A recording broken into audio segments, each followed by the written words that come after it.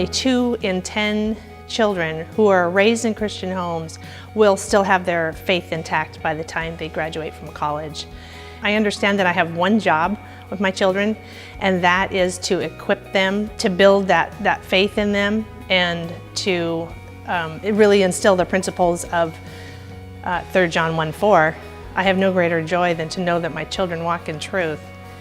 To know that we have invested and poured all of that into them for their entire upbringing, and to see that it would be lost in such a short time when they get out into the real world would just be devastating. I wanted a way to be able to support that mission and that charge and equip our children to be able to guard that heritage that is so precious, and to know that when they leave the nest, that I've done everything I possibly can to be able to equip them to keep that faith intact as they go out into the world, and to really be people who can impact the world for Christ and change the world for Him rather than be changed by it.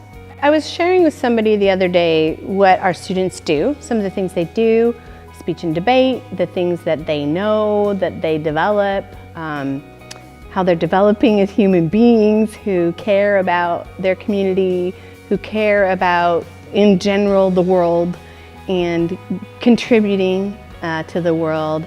And she said, wow, I wish that we could have a whole generation that was raised that way, because those are the kind of people we want in society. And I thought, it's true, and it's too bad that all of Snohomish doesn't know how awesome these students are and how exemplary their, their standards and their behavior and really their love. They just have love in their hearts for each other.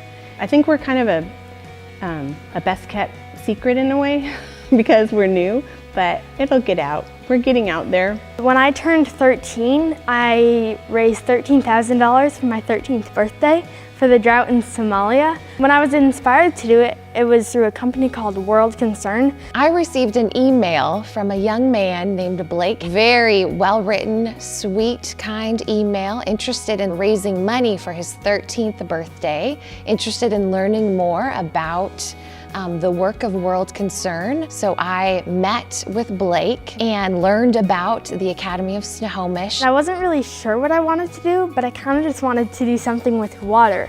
But then as I kept researching and I searched more, I found out about the drought in Somalia. And that was something that really just related to me, just because water is something that we really do take for granted. And my grand total was $13,377. And that provided water to 393 families in Somalia. So that was something really cool that I got to do. I think what's so amazing about this place is the ability for students to pursue their unique heart and passions, their dreams, whether it's raising money for humanitarian crises around the world, or whether it's pursuing music or speech and debate. I mean, the opportunities are endless. There is no age limit on making a difference in the world, and nobody's too small or too young. Any age, all can make an impact.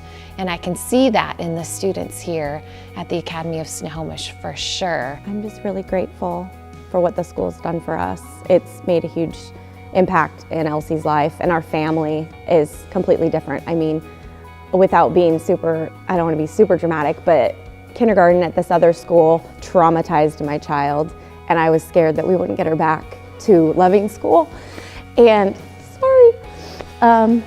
it's just really awesome the way that they turned her around and showed her that school is supposed to be fun and people are supposed to care about her, and she loves it here. So I'm just really thankful.